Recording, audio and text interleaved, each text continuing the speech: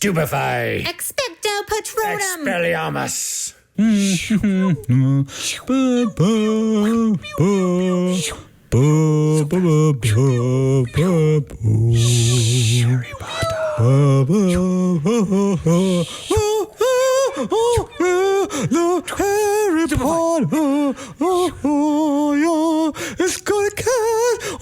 All right, coming to you live from Memphis, Tennessee. Nope, we're not coming live. I just realized that wasn't the right way to say that. Hey, this is the Redhead Family Therapy Guy. And a mic. And this is episode 3. This is going to be a good one. Can you believe it? This is monumental. I can't. 3 strikes. It's crazy. And you're out. Please stay on. Or listen Please more. listen, yeah. Or share and tell everybody that it's awesome. Yes. All right, so this is episode 3, The Prisoner of My Own Head. Ooh, I like that title. Could you imagine what this could possibly be about? Harry Potter. Harry Potter. And so we're talking about vulnerability and shame in relationships, or the role of vulnerability in connection with the Harry Potter universe. Man, that's some Deep deep stuff. Good. It's going to be really Deep. Harry Potter. Potter. Harry Potter. So what's one of your? So you're a book guy. You haven't really watched the movies, right? Oh, that's a good point. So I have read the books, I think 3 or 4 times. I kind of lose track. But here's the issue with me in books. I read a lot of books. Yeah. So my retention is not very good. And that's why I'll read them again and again. It might just be my memory. I don't know. You shouldn't say that. You should say I read them so many because I loved it. They're awesome. Me. I just like reading, to be honest. That sounded cool. This is for those listening. That is placement. John opening a soda. Product placement for those watching. Well, I should. It's a Dr. Pepper. Like I need caffeine. Yes, John has energy. I have a mini. I just like the minis because the minis are nice. Drinking a whole soda, it's too much. It's too much. So the mini's just nice. It's like a little bit. If I do caffeine, I can't sleep. The 7 ounces. It really takes a toll on me. I can drink a soda and go to bed 5 minutes later. I wish I could. Caffeine, it cracks me out. That's hilarious. The cracks you out. You're a crack addict on caffeine. But yes, I have read Harry Potter books, and I love them. The movies. So I have not seen all the movies. I don't know if that's. I think it's great. Good to say. I think it's great. I think it's going to give us a different perspective on what we talked about today. And we're kind of targeting, if you didn't pick up the reference, The Prisoner of Azkaban, which is number 5, right? So I have not read the books at all. They came out when I was in graduate school, and I didn't have the headspace to sit down and read the books. So the cool thing was, though, is my wife, Nicola, she's a Brit, and like the whole wizarding, and I love the whole wizarding fantasy. That whole thing is so cool. And so she would read it. I'm not even kidding you. And then she would sit and she would tell me about it for like an hour. She would tell me what was going on in the books, and so I'd be like, "Okay, sweetie, what happened?" References from it that maybe I wouldn't get because she's English, and a lot of it is that side. Yeah, because I don't know. Because even book 1 is Harry Potter and the Sorcerer's Stone, but the original title is the Philosopher's Stone. Right, they changed it for the American audiences. So I wonder. You should ask her sometime and say, did you pick up on things? Yeah. But she read. She may not know because. But she read the American version ones. I guess they just changed the titles, right? I think so. I don't know. Maybe if someone knows if there's like more changes than the title. Yeah, let us know. Drop us a line. Let us We're gonna be blowing up. Harry Potter. So what is before we jump into Azkaban, did you have a favorite book or what about the Harry universe or the Harry Potter stories did you really dig? Man, so one thing that both Heather and I like about the books is we feel like the humor comes out more in the books. There's a lot of humor in Harry Potter. You can't compare. You haven't seen the movies. And that's true. Of the movies I've seen. That is true. Heather's seen them. Uno. And I think I've seen maybe 1, 2, 3, and 4, about half of them. I don't think I've finished any one full Harry Potter movie except for 5 in preparation for our discussion. This amazing discussion. And 5 is, I love it. I just love it. It hit me so hard, and the metaphors are so strong, and it just personally, there's a scene which we'll get to that just knocked my socks off. And it just resonated with me really hard. you like 5 the most then, or I really do, and I really like 5 the most. And I don't hate on me, Harry Potter fans. I was frustrated a bit with like 6 and 7 because 5 has such a dynamic, duel between Voldemort and Dumbledore, and so I was surely we're going to see that kind of intensity again in the movie. And I was a little frustrated with the last one or whatever, where they're fighting the last battle at Hogwarts, right? Because it's like they're shooting guns at each other instead of like magical spells being wielded against one another like it is in the Voldemort Dumbledore standoff. So, I've not seen I guess it would be the 8th movie, right? Where they're actually having that, because that's really towards which I the still end. Love the movie. I thought it was fantastic. I've only read I've read book 7, so I remember. I'm trying to think. I remember book 7 being like, I remember it being pretty grand, but I remember like sadness too, right? Powerful, and so I'm not sure. Maybe the book is somewhat similar in that aspect. I can't remember. It's more like they're just shooting guns at each other. Yeah, I feel like there was exploding. It's exciting. It's cool. I feel like there was but I just felt like it would have been cool. Yeah, I mean, like they do a good job in that sense of like when Harry Potter and Dumbledore like have like their jets of magical streams shooting at each other as like a wall, where Voldemort his Horcrux is getting dealt with, and then that's when Harry overpowers. In the movie, that's when Harry overpowers. So let me ask you this. When we talk about different movies, there's things that I'll bring up or things that you bring. When we talk about what movie we want to talk about, overview, there's certain movies I'll bring up because I'm like, oh, that means a lot to me. And Harry Potter, I didn't really bring up the movies just because I hadn't watched them. I had the books, but we also want to cover books too, because we love books. We're gonna get there. Why did you think Harry Potter? All right, well, it was really the scene. I might even get emotional. I'll try not to, because it hits me so hard. And this is what I love about movies. This is what I love about TV shows.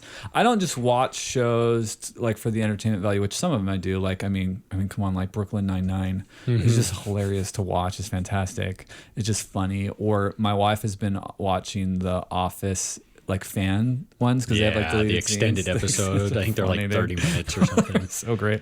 And so like some of that, but like when it comes to movies, like I'm really constantly, I can't get out of thinking about what we do and therapy and relationships and people. And that's why I love stories, particularly like, for instance, Brandon Sanderson, and Orson Scott Card, some of my favorite authors, that they deal with this heavy relational, and the books, of course, you get the inner world that you can never get in movies.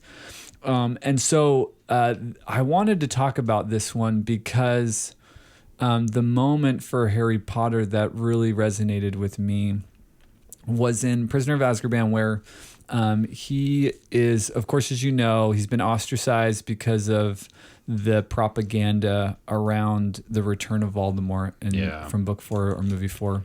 And then so he's being isolated there. I mean, possibly like what happened to Cedric, right? Was this possibly Harry like making stuff up to cover that he hurt Cedric or didn't help him or something? Right. Didn't which I think is him. Impactful to kind of where Harry's at, right? Because he cared about Cedric, and to be told like, dude, was there something nefarious that happened? Like, so we don't believe that would hurt. Win. Yeah, it would be painful. Oh my goodness, it's so.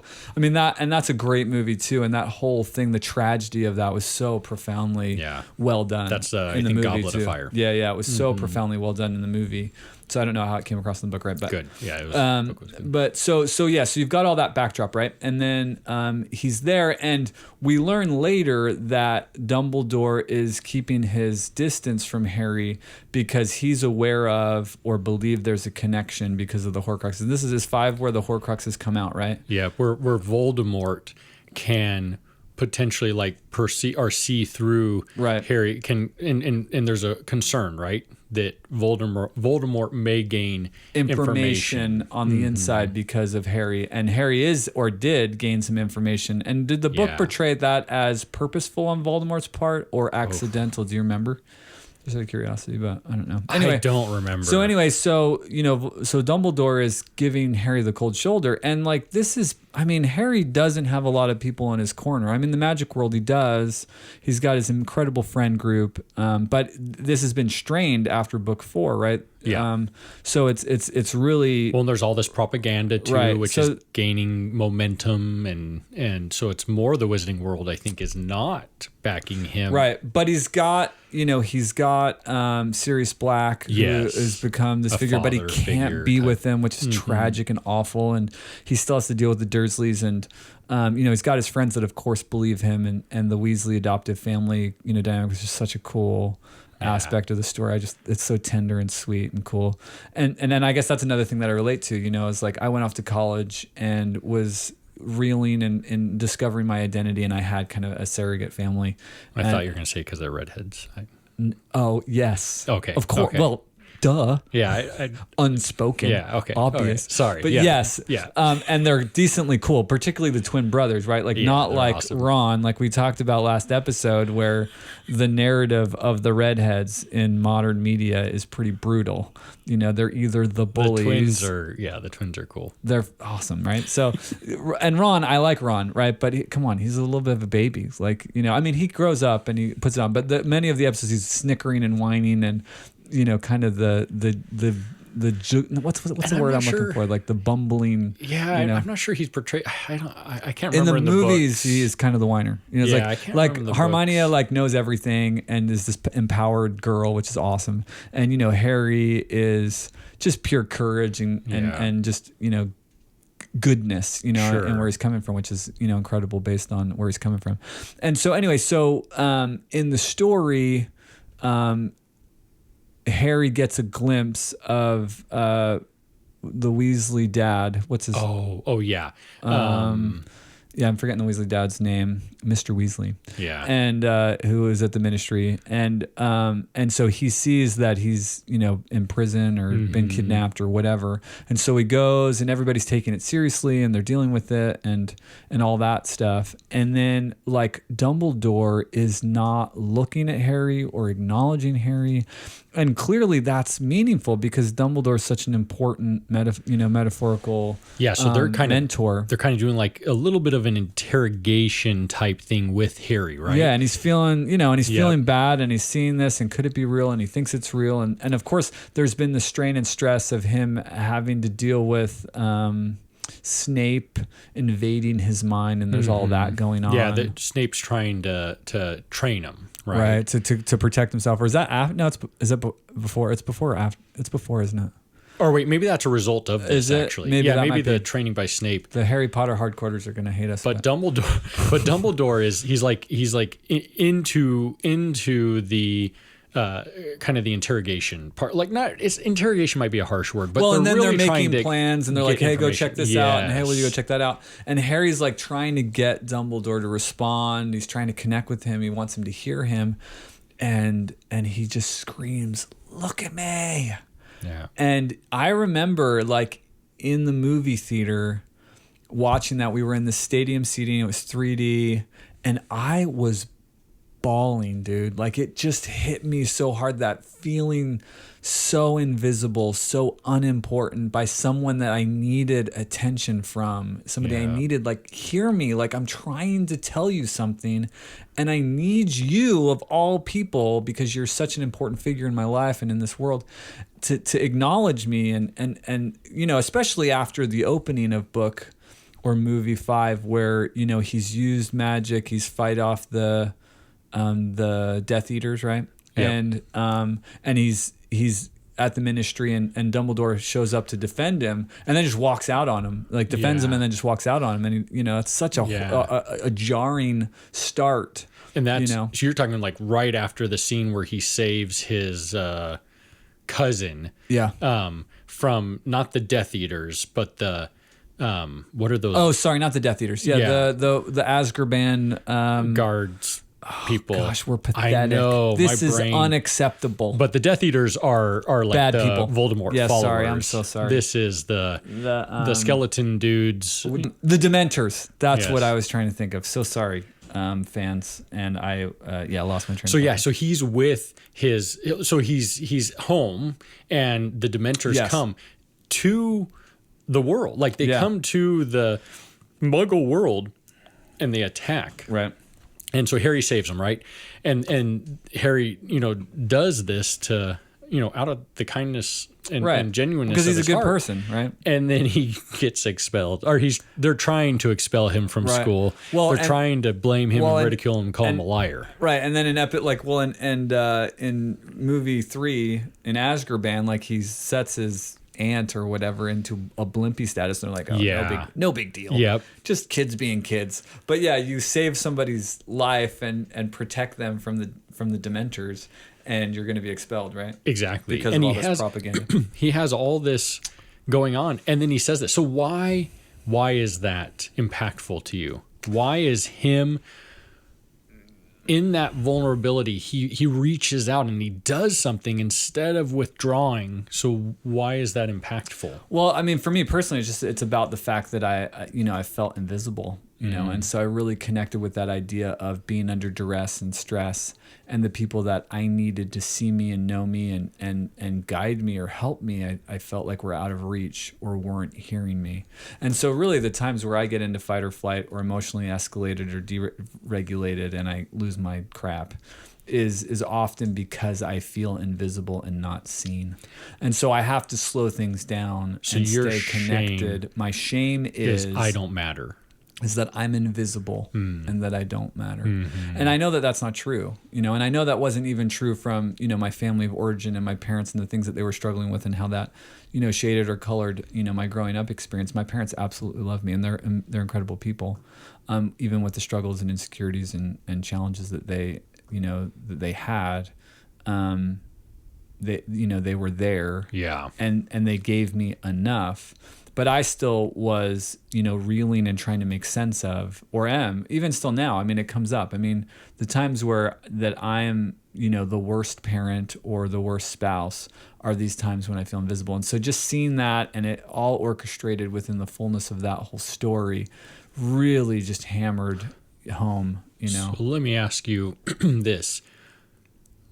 We have shame. It presents, and we can be aware that we have shame. Is that okay?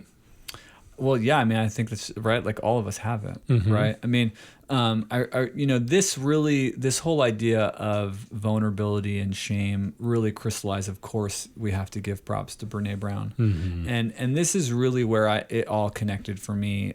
I listened to her 20-minute TED Talk, however long ago. I can't believe it's only at 60 million views. By the way, I went on to YouTube the other day. Is this the Power of Vulnerability one? Yeah. And I was like, it's got to be higher than that. I think she has a couple different ones. Yeah, but that one's been around for a long time. It's like, I feel like, does YouTube do that? YouTube, do you guys do that? Do you like reset when somebody gets really high and you're like, no, it wasn't that high? I question it because ours say like 40 views. Yeah. I'm pretty sure we've had a couple million. So I know it's got to be. I don't know how they aggregate those numbers. Like, surely, come on, YouTube. Yeah. But anyway, so it was a 16. I was kind of surprised, but when I watched that, it was so affirming, right? Because it was like everything that I kind of intuitively had come to understand as a therapist, she nailed in 20 minutes. And I was like, yes. And so, her articulating the necessity of vulnerability, and it's interesting, right? Because that word is used to describe weakness.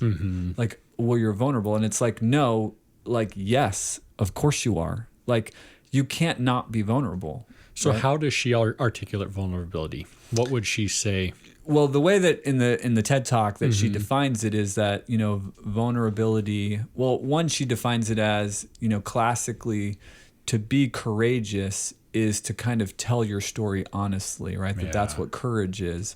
And vulnerability to me is just the idea that you can be hurt, right? I mean, in the general sense, vulnerability is just the idea that you can be hurt. In the idea of shame, shame is the idea that I'm unworthy of love and belonging, kind of like what we had gotten to last time with our Karate Kid discussion.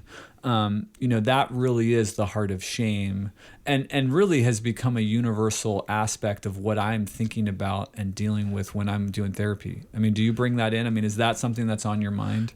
Yeah, I think so. Have you read any of her stuff? I have, yeah. Yeah, I've read her Gifts of Imperfection one, and I've read the blue one. I can't remember what that's called, but there's a blue. She has, 4 or 5 books, I think. She's got a lot. She's done a lot more. Her blue one I've read. Daring Greatly is the one that kind of was succinct with when the TED Talk hit. Daring Greatly was the one. And she has that program that I think is called Daring Greatly or on Netflix or something like that. Yeah, I haven't watched it. Or like there's a course. Training. A course I looked at it.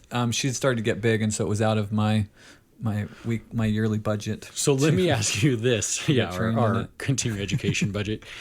With you mention shame, but with vulnerability, it's owning, right? It's owning that story, being able to share that story. But the story is not the shame narrative. It's the truth narrative. What does that mean to own that story, to share that story? Yeah, I think it's the idea that, you have to embrace the story, right? The idea that you don't have shame and you're not talking about it just means you probably have the more of it because you don't want to talk about it. Because the reality is it's the acknowledgement of weakness, right? And the acceptance of weakness, right? And it's dangerous, and you're in a greater risk to be hurt by not being connected and aware and articulate about your shame or about your weakness, right? Because if you are pretending it's not there, then it's going to blindside you in a big way, right? So you need to know that tenderness. You need to know that something is what I call it, and I'm working on a book, and I call it the something. Mm-hmm. That idea, which I think would be her idea of the gift of imperfection, right? The thing that makes you human, the thing that makes you flawed, which is just a part of who we are.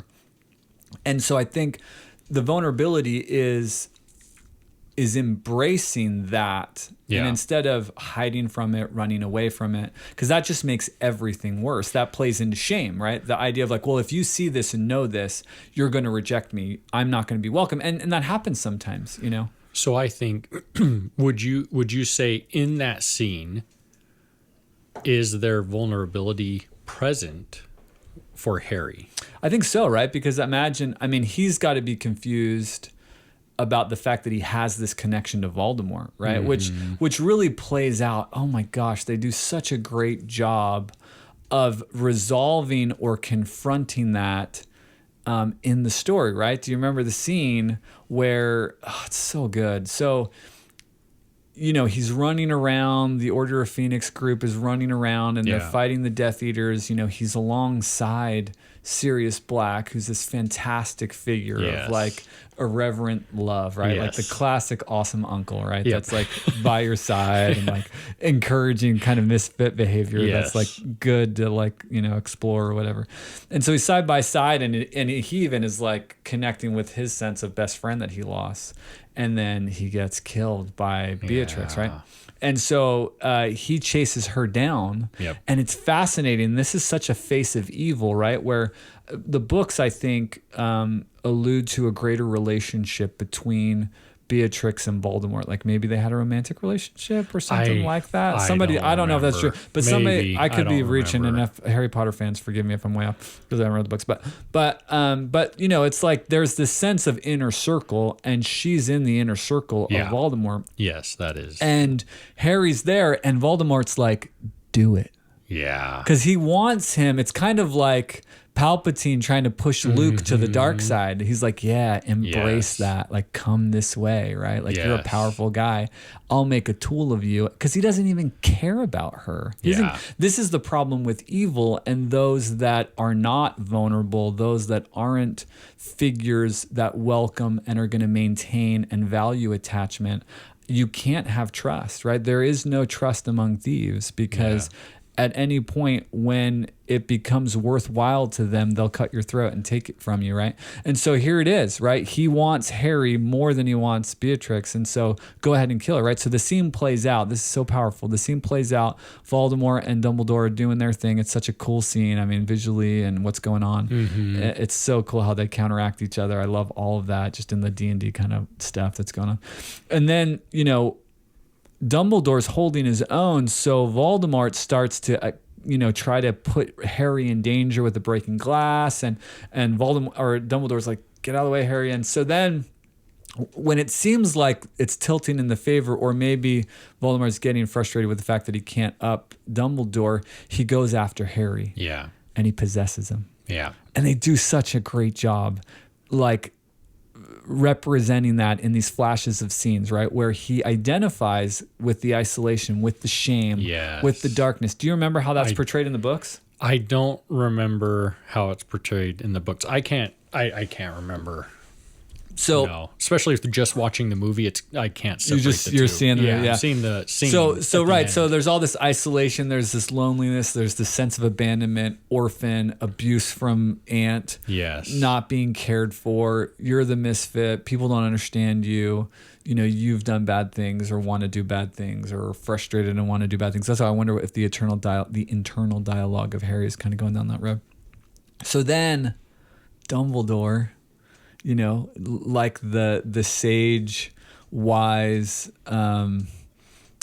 figures of guidance, mentors, says, It's not how you're the same, it's how you're different. Yeah. And then, he remembers being with his friends laughing. Yes. He remembers the embrace of Sirius Black. Like, I have family that love and know my parents.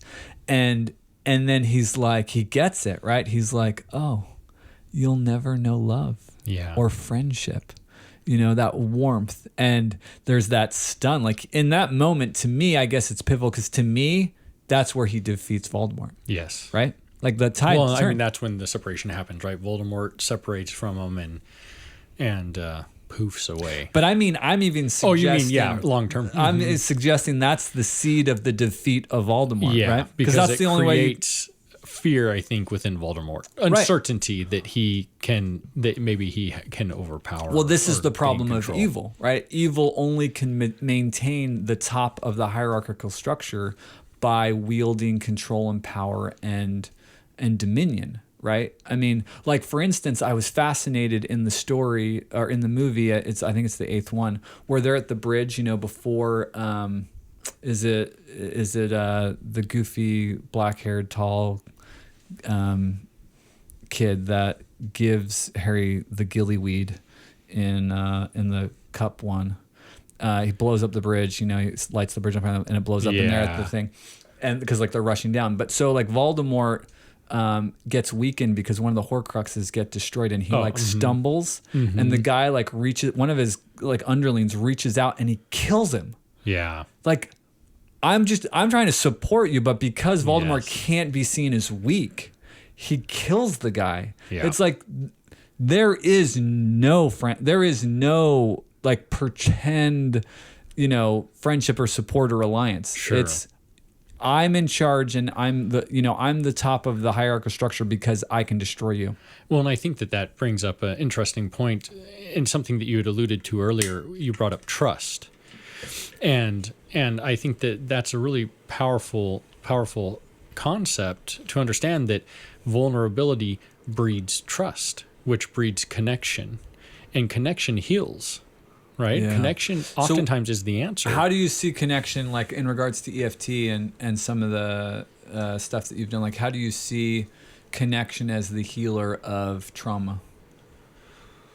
Because absolutely, vulnerability has to be there, right? This is the thing that Brene Brown articulates so well, is to be able to succeed, to be able to learn, to be able to say I love you, to be able to go to therapy for the first time or do therapy for the first time. You have to put yourself in a position of vulnerability, right? So if you don't embrace vulnerability, you can't ever dare greatly. You can't ever do a great thing if you don't risk failure and ridicule, right? So in the context of EFT or attachment that your mind goes to, it seems like, what do you see as the role of vulnerability and connection, and why do you see connection as the healer of trauma? So oxytocin, the cuddle hormone, love hormone, is released through connection, whether that be physical connection, eye contact. Do you think that like rewires the brain? The release of the hormone? Yeah. Is that what you're saying? Well, do you think that the wounds that happen emotionally get stored in the physiology of the brain, or like there's neuron connections that aren't there? And so then by like positive regard and affirmation in a positive way versus the trauma that happens, then you think it rewires? I think so. Well, you think about like compulsive behaviors, addictions, right? And you can see that through distance of time or a gap in time, we see that the brain can reset, right? The brain can come back to its happy place, or whatever we want to call it, where you're not having those same hormonal urges or the same releases. So I would say I think so. I mean, I don't know. I've wondered that, right? Positive, but I would think so. I've wondered like what happens when, it's interesting how, I'm sure you've experienced this, where clients there are these moments that will crystallize and they'll have this shift of perspective, and like everything can change dramatically, right? Yes. Like we hope that these moments happen. A lot of times change takes time, and it's worked, and it's discipline. The key is to have that breakthrough, but then to have it again. And to have it again. And I think that supports this idea of a rewiring of the brain, because it's the repetition and the consistency through having that happen again. But don't you think it's the moment becomes so profound where somebody breaks through that it's so profoundly evident that then they have like faith to continue to try even if it's bad, versus it's like a real switch is flipped, right? Where I think they go from a there's place of I'm not worthy. Of that, right? I think there's a spectrum of that, because I think that yes. Well, I guess, I don't know. At some point, maybe a flip, but maybe it's more gradual than that, right? I think typically I was just speaking to the moments where, I'm sure you've had cases where people have a dramatic moment and they really like do something different. I mean, usually it's my wand. I only take it out on special occasions, and I cast my spell of healing. What is that spell? Can you do it for us? No. Can you name secret. it? No, if I do it, then why would people come to see me? Well, I mean, that doesn't mean they can do the spell. They might be able to say the spell. Well, they've got to have magic. You have to go to school to get the magic. That's right. The degree. Yes, the paper gives you the magic. Once you're awarded the degree. Yes. Oh my gosh, that was such a big day. Was it a big day for you, the day that you graduated? That you got the licensure, like the license. Yes, because here's the thing: the brutal honesty. The degree means nothing. I can't do anything with the degree. I need the license. The license is what means everything.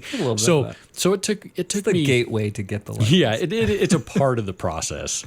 But the schooling, it doesn't matter anymore because you can just coach. Yeah, that's true. Life coaching. I'm not going to say that's true. You should go to a licensed professional. I'm not. But hey, dude, coach on if you want. Here's go the see thing. People if you want. You can pay people to do whatever you want. I think, yes, I can vividly remember the feeling I had when I passed the clinical exam, which I had to do after my hours were accumulated, and then also the same feeling I had when the license came in the mail. Oh, that was the moment for you, was when the license came in the mail? More so when I passed the exam, because for the LCSW exam, the clinical exam, I actually had to wait 5 years post-grad to take it. Yeah. Well, you take an intermediate. So social workers there's different levels of licensure, because social workers can do different things. I can't. Look, the secret pathway for social workers to licensed clinician is it's just different because social workers do they do different things, right? Yeah, they can do different things. Not that we're special or anything, but we can do different things. Special. So you have an intermediate master's license, and then you have your clinical or your advanced licensure, your independent license. And so different states kind of have different rules, but I actually transferred mid-supervision from Nevada to Illinois, and I had to restart. So it ended up taking me 5 years total until I could sit. And so so the way it works, it's the ASWB exam. You take it and your results are instantaneous. You don't have to wait, which is different, right? I think LMFT, I think you have to it came in the mail. Yeah, you have to. Yeah. It was like 2 weeks. I'm like, seriously, this is like 20, whatever it was. Yep. 11, 2010. I'm like, really? You got to mail it to me? Really? So the clinical exam, it's just right there. It's all, it's on paper. Going to walk out the door. It's on computer. Pass or fail. And they tell you. And I remember clicking the button and closing my eyes and I couldn't open them. I would have got up and walked away. And then I remember opening my eyes and seeing the green. And you're like, what does that mean? I think it had a check. I don't think it said anything. I think it just said it was check in green. That was you. And I remember just thinking, you're legal now. Holy crap. And I remember the feeling of just, how can life get better? And I'll tell you this. The grueling nature of licensure. My wife and I, it took us 8 years to get pregnant. We had to do it through fertility. So we didn't have kids yet. So I hadn't experienced that. Okay. I had experienced proposing my wife and being married, I had which is kids, huge. and it was still a sensational day. It was big. What was your question? I can't remember. I was asking. So I'm in the nostalgia of my green check mark. The affirmation from the universe that I was good, that I'm good enough to help people, maybe therapeutic, mental, go forth and check other boxes. And in the long run, I'm a therapist. I realize I don't really need all that. So I think I was asking, like, when was that moment, or did you remember that moment? Because it was really significant for me. So we had to, and I didn't know this. You could have taken the AMFT previously. I don't know if it's changed. You could take the AFT exam after you have your degree, but I didn't know, and so I would have. So you probably waited too. Yeah, I would have done better if I would just taken right out of school. I really regretted it, but and there's a long story. I won't tell all that or save it for another podcast. But so my next step was there was also a Tennessee exam, which was kind of a bummer because it had been a case presentation, like you go before the board. And I wasn't really, different states are different. I wasn't nervous about that. I was actually thought it would be fun to present a case and be articulate about it and get asked questions. I thought it'd be fun. So I wasn't nervous about that, but then they changed it. And I had to take another test. Oh, so they didn't do the oral? You had to do like a written it changed that year. And I was like, what? And so then it was like, I got this thing and it was like, oh no, we're changing it. You've got to come to Nashville and take a test. And I was like, oh my goodness. Sucks. And so I was like sweating because I had a little bit of a process. I failed the the national AMFT exam. I failed it by literally one question. Yeah. Like 1 point. Like it was like 2 points. I failed the clinical exam the first time I took it. Oh, really? Yeah. So anyway, I go to Nashville. I take the exam, and there was like 10 of us or something like that. And it was like, dude, it was like 9th grade. It was like bubble, like paper. It wasn't even like on a computer. A Scantron. Seriously, it was like a Scantron. I'm not even joking. Did you take a No, number it wasn't. pencil? No, it wasn't even a Scantron. It was just like a packet of papers.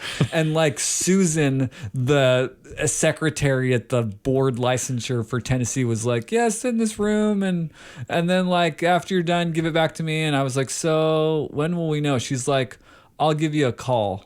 After I go through them or whatever. And I was like, okay. I'm like, do you have my number? She's like, yeah, like checked it or whatever.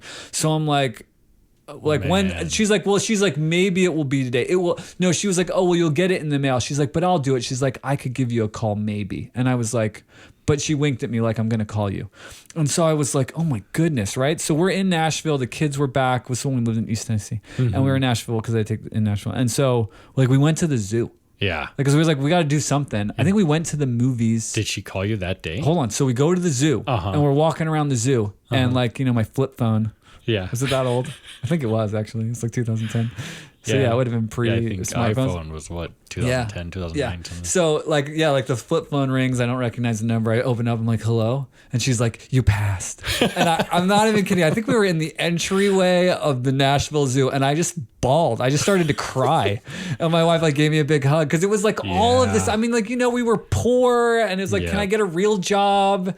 And it was just it's stressful because if you don't have the license, you can't do it. Like the license is everything. But yeah. All right. Anyway, big sidebar for but it's relevant to vulnerability. So vulnerability, and connecting with in connection. Yeah. So vulnerability builds trust, breeds trust, and breeds connection. which connection leads to healing, right? Connection releases oxytocin. Oxytocin, research shows oxytocin, the hormone oxytocin, heals So all do you types see of that things. like, do you see that? Oh, I'm sorry, I'm cutting you off. No, you're good. So do you see relationships as a key component of people healing and growing? Like to me, that's like the role of friendship. That's the role of, I really see like the marriage relationship. Definitely. I think this is why you see that animals can be healing also, because you can have a relationship with an animal. You can receive connection. Now, It's a low level connection. But can you get the same amount of connection from someone who can communicate verbally? Because you need more, affirmation and acknowledgement of who you and are. Can right? build, So no, but you get healing through connection with others, and so I think that for me, what I find is that I strive to be vulnerable in session, right? I strive to, if I'm not sure, I'll say, I'm not sure. Help me. Yeah. Bring me I'm not along, sure because I don't know. Yeah, I'm not sure what to do here. I'll just say it, because if I do that, I feel like You're being that honest. vulnerability builds trust. Yeah. They're not just they're gonna believe when I say something maybe hard or something good about them. point. They're gonna, I think, believe that more because I've been genuine, right? I've been vulnerable with them. And so I think that, if we're gonna heal shame, I think vulnerability is key. Yeah. And I think that vulnerability is key in not just healing shame, but building the connection, which also can in turn heal shame. How do you talk down the idea that vulnerability is bad, right? Because like particularly with guys, especially guys, are like, dude, I mean, one thing, they're coming to therapy, but then it's like you're encouraging them to be vulnerable. And it's interesting that men typically do that developmentally. Men start to become more vulnerable and emotionally engaging past 50. It's a developmental stage that they enter into when they kind of reflect on their life and they ask themselves what matters, and they've done their career stuff for good or bad. And then they're saying, okay, I'm at the end of life. And now a lot of times we've got grandkids, like what matters. And they'll start to emotionally engage more at that age. But what do you say, or how do you manage when people are resistant to the idea of, because it's like, well, I could get hurt. Yeah. Yeah, I can get hurt. It's scary. It's hard. It's So painful. what do you when you're in therapy with somebody and they're like, but that could not go well. I self-disclose. So you just talk about different things that you've been through that have been hard. I do, because I don't. Because it is true. How can I expect someone, like, how can I say, be vulnerable, and they're like, what? No, I don't think so. So you'll but be I'm vulnerable. not vulnerable. So strategically, you're like, okay, I'll be vulnerable. I'll tell you something that's hard or whatever. Yeah. So yeah, it's tough. And I share stuff. Like I'll share like stuff that's real. I hope they believe it's real, but it's real. I don't make it up. No, so it's a strategic way of just being like, hey, this is modeling, the real me. right? Modeling. Yeah. Yeah. Well, and it's also a way to connect, right? Like I've been through this hard thing too. I really can relate. Well, if I can be fear. vulnerable with them, then they can trust more, right? Yeah. Maybe that can give them the that courage can and be the an strength example to relationship. Yeah. Because that's, I mean, what the research constantly shows, right? That one of the most therapeutic things, or one of the most helpful things about the therapeutic process is the relationship with the therapist, right? Especially if I can connect with them first on something that they identify with. And I think that's what's one thing that I think is good in life, is to be versatile in interests, right? Right. You don't have like, any be interest. engaged. I don't think. Yeah, if you can tell, I like everything. You're not really. You're kind of boring. I mean, dude. Do you know what's hilarious? I came over here we're here at the studio. We're at the Memphis studio, and I came in your house. I haven't even talked to you about this. I came in your house like the last time we were here. I was like, dude, you have a huge air compressor. Like, when did you? What do you have that for? You know what I mean? So Michael is awesome at getting excited about something and learning everything there is to know about that thing, and then buying the thing that has the most value within that realm of things. I have a lot of interests. You get real excited. I do. I find things just so fascinating, interesting. And I think that is part of it, right? Because if I can connect, so if I have like a guy's guy, like if he's talking about restoring, I've done frame off restoration. That's why I have an air compressor for my 64 Chevy that I had. That's right. That's right. Yeah, I had the old truck. And I've worked. I've seen pictures. Like, if there's like a car guy, dude, you're done. Then I don't know everything, but I know enough To have talk some I'll lingo. just be like, hey, talk to me. That's cool. Which is fine. Yeah, no. Which is fine. But I think if we can connect with them to show, hey, I can identify with this person and then I can model. Right. I think that helps. Yeah, I think it's great that you're well versed in the top speed skaters in the world. I mean, that's amazing. Yeah. Apollo. Still can't believe you dropped that. I was like, bro, what are you talking about? I do like Olympics a lot. I like a lot of things, like we discussed. No, well, even like cycling, right? Dude. Cycling became huge for you, like 7 years ago? Dude. And I remember we were at a regional training and you were talking cycling and I was like, oh, I know cycling. And I just started talking about cycling because there's lots of my bike, lots of interest. So let me throw this out. Yeah. In the movie Luna. So Luna is kind of loopy.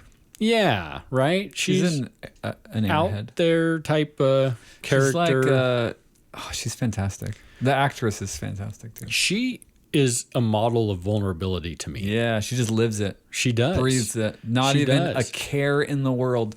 Just like a naive wisdom of how you have to be. So much so that people think she's nuts, and she's not. Prior to this moment that you're talking about, Harry and her have an interaction where she models vulnerability. She talks about losing her mother. Right.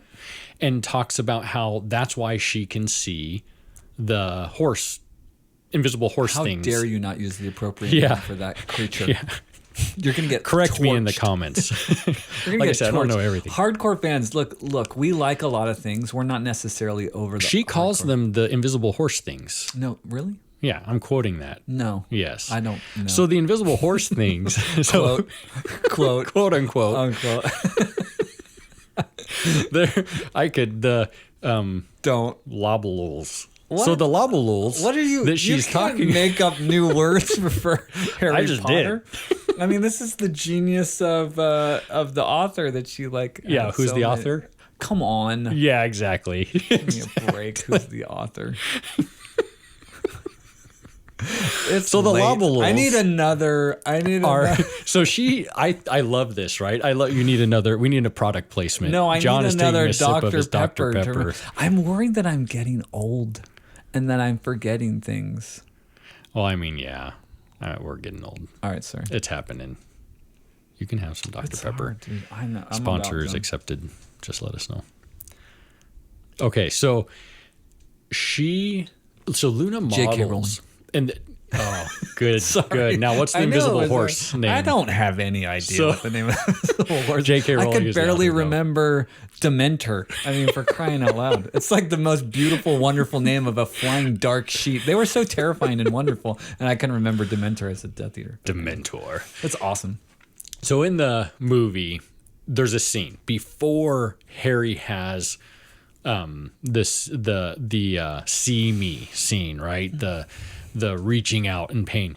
So he has this interaction with Luna where she's vulnerable and she's like, hey, we can see them because we've experienced death of a loved one.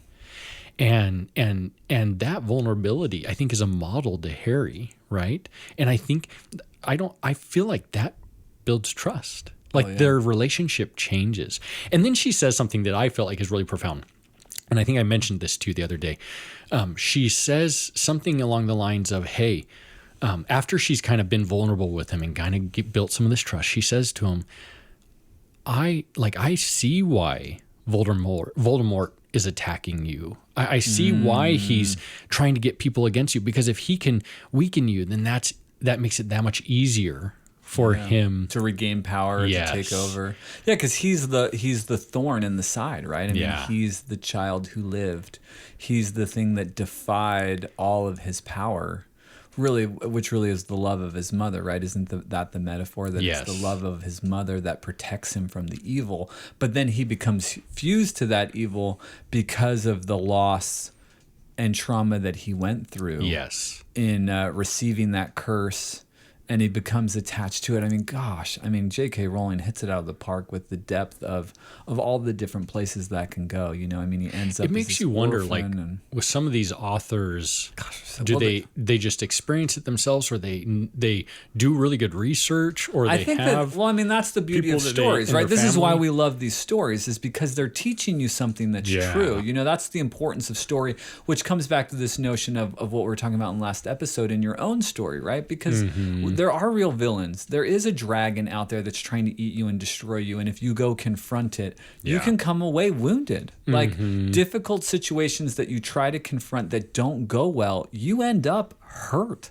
and broken. And sometimes you lose a limb, or you're not capable to do other things after. I mean, things can break you. I mean, that's a real thing. This is real life, right? I mean, and so I think that's why it's so important. Like, we need these stories. That's why I think the Marvel movies are so incredibly successful and powerful, because the hero story is so important and true. It's so evidently true. I mean, that's why I love them, and I love looking at them through the lens of chaos and order and good and evil, and are profoundly enjoyable for me, and why I love these stories in particular, because they really help you understand evil and understand how you have to be in relationships.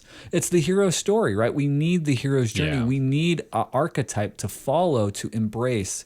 You know, people, I mean, for us, you know, it's faith, you know, and I think that with the loss of faith in a kind of a real way, and at least in America, these stories become another archetypal opportunity for these crews.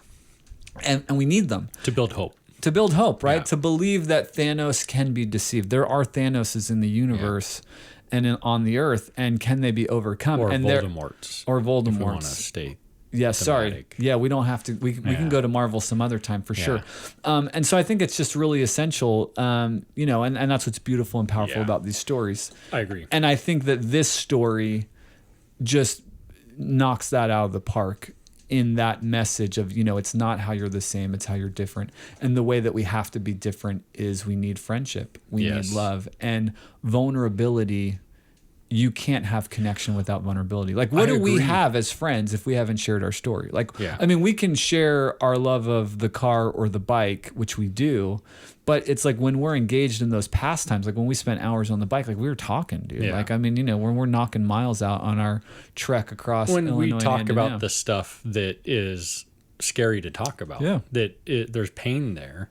And I feel you listening, right? That's where the friendship grows. You find, like, people, it's interesting, people ask me all the time, like, I don't know how you do what you do, you know, and there is a part of it that is heavy and exhausting, you know, to hear and connect. But is there, like, do you get invigorated? I mean, you get worn out, but do you get invigorated by having that connection? Oh, yeah. It's very healing, because it's healing. There, you know, connection breeds oxytocin. It breeds healing. And so it is. Is it tiring and draining? Yes.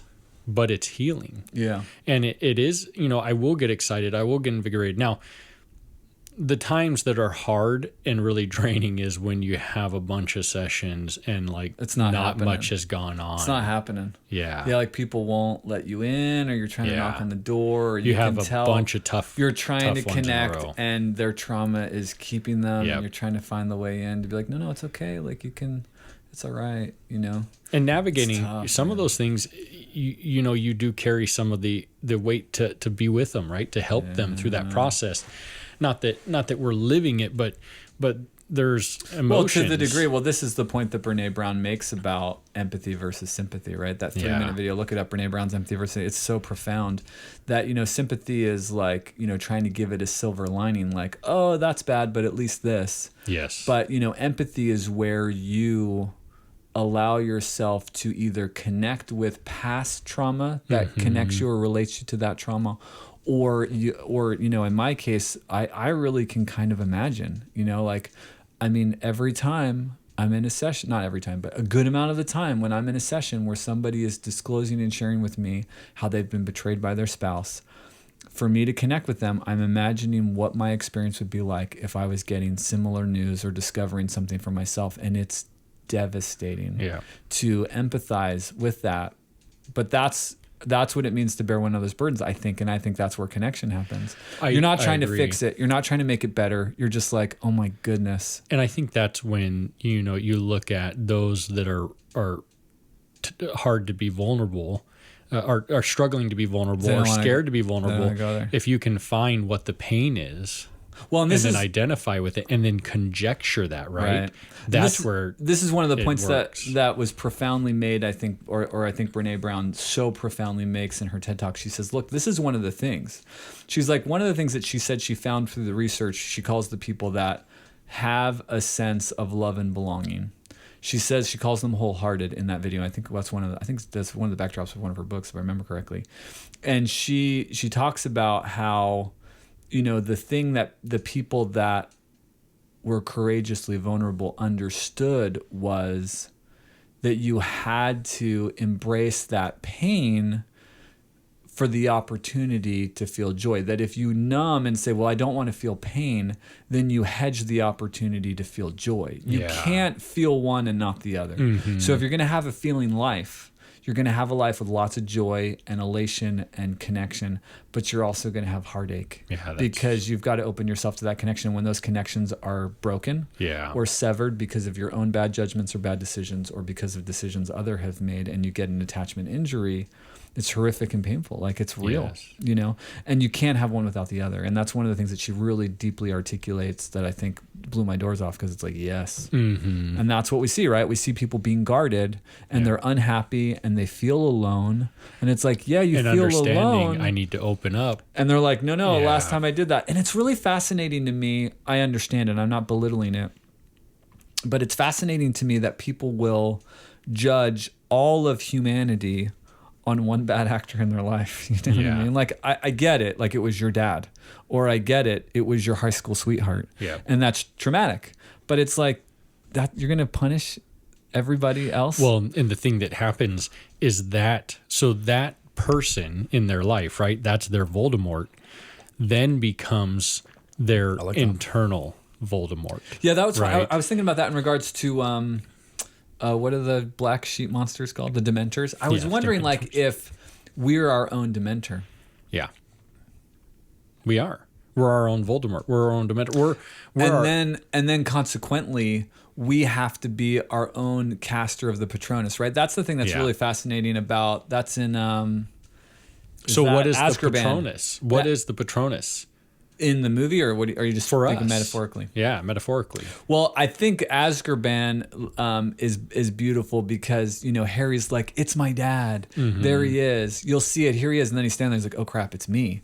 And isn't that fascinating? It's a fascinating concept that he saved himself and this guy that he loved, or just had hope of, like, I have someone, and his idea of love. Do you remember what the memory was that allowed him to cast such a powerful Patronus that chases away the darkness? I don't. Which one is that in? Is that in 4? That's 3. Oh, 3. That's Azkaban, right? 3 is Azkaban. Because when he's working with Lupin, like, he's learning to cast the Patronus, because they do it with the boggart, right? Like, and the boggart takes on your fear. And so when the boggart pops out, is it a memory with his dad or with his mom and dad? I think because it's in book 3, right? So it was before before the cup, where he sees mom and dad, which is such a powerful scene as well, when all of his loved ones are around him and protect him for this moment from Voldemort, so he can get away. Like, how cool is that? Yes. Right? This idea of the positive messages and the idea of family and an eternal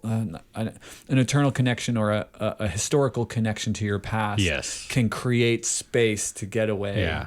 This notion of identity, this notion of self, and the fact that their voices and their presence is in your mind and in your heart or around you is just supremely powerful. But so it's before that, because it's book 3. So I think he said something about it's a sad memory but a good memory. So I think it was some kind of memory of connecting with his mom or dad. Yeah, maybe. I don't remember what happens in 1 or 2 that allows that opportunity, but he says that because he's like, it has to be a happy memory, because he said the first time the memory of his mom maybe saving him, like something or something unconditional love. I don't remember it. I have to go back. I feel bad. I can't remember. But anyway, so that's a really powerful idea, though, right? That a positive memory of joy is what allows him to cast the Patronus that chases away the Dementor, right? And what a profoundly true concept, that you have to channel and focus your attention. If we go back to discussion 1 of the idea of getting yourself emotionally regulated versus deregulation, to hold on to light and joy and connection. My parents did love me. They did actually leave somebody to care for me that was wrongly imprisoned. Mm-hmm. I do have these close friends. I do have Dumbledore. I do have the other female professor that's fantastic and wonderful, the old lady, I can't remember her name. Yeah. I have these people around. Yeah, I have these people around me, but he's able to channel that, and that's what chases off the Dementors in a powerful way. And in those moments of great emotional deregulation and stress, that's what we have to hold on to. We have to turn to the moments and memories of attachment, or, as per our previous conversation in episode 2, the idea that I am good and lovable, that I'm worthy of this joy and love, and that becomes what can chase the Dementors away. Because you will be demented. So then the Dementor, if we kind of bring in episode 2 or what we talked about last time into this, the Dementor would be that narrative, that negative story self-belief, of trauma, right? Yeah. And then, because we are vexed by it, right? The Patronus would be vulnerability. It would be the new narrative, the truth of the value that you are worthy of love, regardless of what difficult thing has happened, regardless of what difficult decisions you've made. So then, does vulnerability fit into that? Yeah. I mean, how can you cast the spell? Yeah. If you don't allow yourself to connect, right? Because you stay fixated, and it's such a powerful. So vulnerability leads to healing. It's just not empowerment. Easy. No, it's not. It's not easy to do. But look, hey man, what's the alternative? Being vexed by a Dementor. Yeah. That's the other thing that's really fascinating, right? Like, do you see? It frustrates me. I'm gonna be honest, clients. I love you, but it's frustrating. Like, I try, and again, this is another thing that's really hard to articulate in the therapeutic process. Is like, look, you're vexed and demented, not you're demented, but a Dementor is vexing you, this trauma, and the antidote is something scary and hard, but like you're already going through something hard. Yeah. And you think it's harder, you believe it's harder, but like actually it's not, because when you do that hard thing, like it works. Like really it works. It does, but it's scarier. And it cannot work sometimes. So I think it does not work sometimes. It does. And people do betray you. People don't show up for you sometimes, but that's not every time. I mean, if you're surrounded by decently healthy people, which most of us are to some degree or another, they're going to be people that are going to fail you sometimes. They're not going to fail you every time. Yeah. And the thing is, it's scarier because getting to the healing. Well, because you get re-traumatized, right? Addressing vulnerability. It means allowing a risk to happen. And that's scary, right? Because what if I risk that and I'm told the same thing again? Or I'm told bad again. You could. And you think about it, sometimes it's like, I can't do it again. Yeah. I can't do it again. I did it once, I can't do it again. But here's the thing though, you're experiencing it right now. It's not even in again. It's like, well, you're living from it. Like, right? Sure. Especially when I've worked with people who've been horribly abused, right? Well, the thought is, I'm living with the story that I'm not good. Right. It can't get worse than that. Besides, if I try to say, hey, I don't feel like I'm good, and then everyone else agrees I'm not good. At least, but you're living if I'm the just story. Living in you're living the story anyway.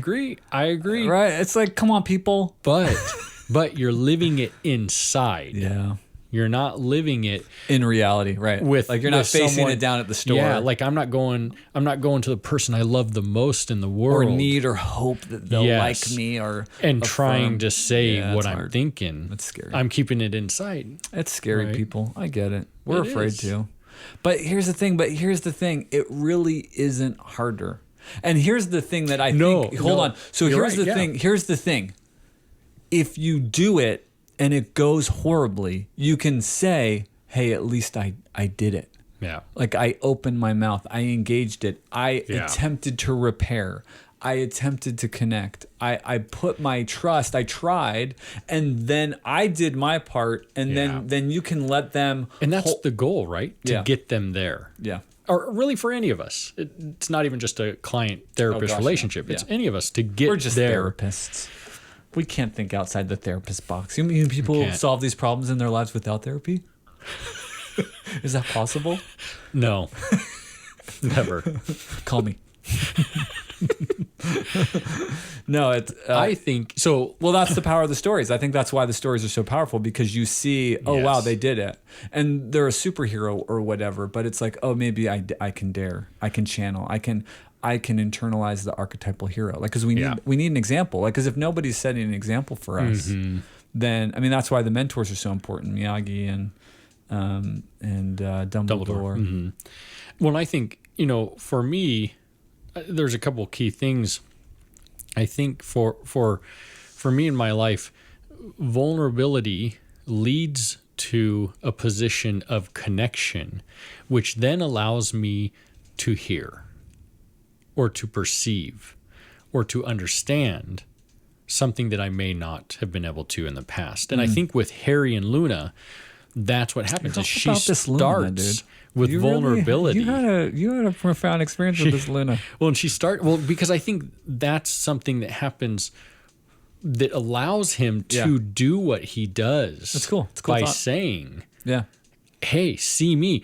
Yeah. I don't think if he had that experience, I don't know that he would have been able to have the courage to say something. No, I'm going to disagree with you a little bit, because I think the shining characteristic of Harry is, to one degree or another, his courage, right? Like his moxie, like his, and I think it's kind of like, well, nothing's worse than 10 years under the stairs. Sure. So yeah, go ahead, Voldemort. Like, I'm a wizard. My parents they didn't die in a car accident. I have somebody, right? So let me ask you this. If that's true, why wasn't he reaching out to Hermione or to any of his friends, to Ron, in that space? They kept saying, hey, what's going on? Are you okay? And he wouldn't. Yeah, what was going on to for him? Luna because I think she came to him. Right, well, right. You're right. Yeah, because there is an aspect of the fact that they didn't go through that with him. Yeah. And so she was vulnerable. And they also have a romantic thing going on a little bit. Yeah, it opened his ability to hear conceptualize something, right? That's a great point. And then that set him up. So I don't know that he would have been able to do it with Dumbledore, because he wasn't doing it with Hermione or with Ron. Well, he needed to with Dumbledore. He did. He needed to. And it bubbled up, right? Like in this moment of tiredness and stress, and he's just like... But we may be getting too nerdy into Harry Potter. I don't know if it's really just that the deep metaphors. Or not, but this is what we're taking. Well, this is what's cool about stories. It's like, you don't have to like our version of the story. Yeah. This is what we've gotten out of seeing these metaphors in action. Yeah. And there might be there are lots of other ways to look at it. That's what's so cool about it. I think that vulnerability shame is something that you could talk numerous podcasts on. I mean, Brene Brown has immense amounts of research on vulnerability and shame. And so I don't know that we've done it all the justice that it deserves, but I think that there's definitely a lot in... Let me throw you a curveball. Prisoner of Azkaban. And I don't know how in touch you are with the story to kind of grab this, but what do you make of Snape? So Snape, I mean... He's a hero. You have Harry seeing, right? You have Harry... So Harry gets upset, basically, and instead of trying to block Snape, he intrudes into Snape's mind. Well, at some point, like, he's got sees... Well, that's interesting. What do you make of that whole sees thing? This trauma. Because essentially what he's battling with is Snape is trying to fight his way into his subconscious, right? So, I don't know. Is Snape dealing with trying to help someone, because Snape's a good guy, but also dealing with this trauma of or this shame of, man, I really want to hate this kid because his dad was not very nice to me. He has a total bully to him, right? Yeah. That's rough. Right. It's such a complicated relationship, right? Because he has this almost, I don't want to say, I don't know the books, but it appears in the movies like it's almost I mean, well, it's really the unresolved love, right? Yeah. I mean, because his mom seems like this wonderful character. Mm-hmm. She was nice to him. Yeah. There was a bit of, a hope of a relationship there. And then she was enthralled with Harry's dad. And so Snape, resents Harry to the degree that he reminds him of all the things of the dad. Yeah. But then there's something there that's her. But what do you think about him as a character? First of all, I want to say that Alan Rickman, rest in peace, was just amazing. Well, yeah, Alan Rickman is good, I think, in any character. Dude, he's just one of those brilliant, unique actors, and I loved him. And everybody's gonna hate this. I loved him in Robin Hood with Kevin Costner, which is terrible, right? But he was fantastic. Mm-hmm. He was, he's really like just his tone, his presentation, the way that he represented characters in such a unique and like impassioned way was just so freaking cool. Like even watching number 5 the other day, I was like, dude, who delivers lines like that? Like you just pause, and his ownership of the character is just so cool. Yeah, I think Snape is a great character. And I mean, so what do you make of Snape as like in the story, as this guy that is really isolated, right? Yeah. But also deeply committed to, to me, he becomes he's a sacrifice. He is. He sacrifices himself to open the door to protect Harry, to protect, his devotion to his mom. Yeah. It's so cool. I think it's really powerful. I think that... But it's so tragic in one respect too, because he's like alone. Yeah. You know what I mean? And I think that it is powerful. Any other closing thoughts and more to say? Do we need to... I don't know. Vulnerability is essential. You can't have these opportunities, connection without risking it. You absolutely can lose a limb. It doesn't go well sometimes. Yeah. But the thing that we have to work to take away is just because it didn't go well doesn't mean I'm not worthy of love and belonging or that I'm flawed.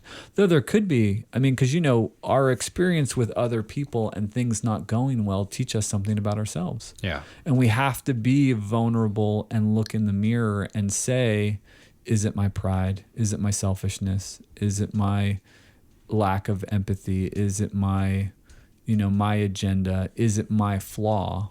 And engaging that it takes courage to really look and be able to look into the shadow. Young's look into the shadow and really connect with the dark places of yourself. And if you're not willing to do that, then that's the price you pay for the hero's journey. If you're going to become capable and useful to your family and your community, your spouse, your kids, you have to be able to be honest with yourself and other people about your failures.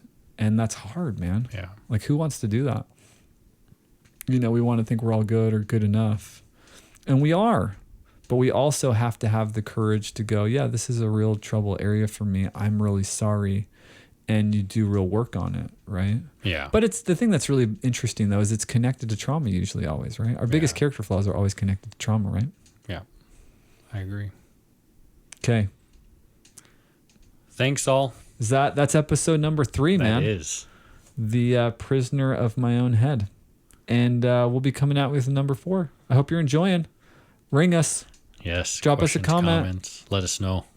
Send us a message. Give us a topic. Give us a movie. Ooh, a movie request and a topic. That would be cool. That would be really cool. But cool. This is where this is going. Is Universal is going to be like, hey, we just dropped a movie. Will you guys watch it and talk about it? Yeah. That's where this is going. We'll see. We'll see. Or not. Or we're going to talk and like 80 people are going to listen.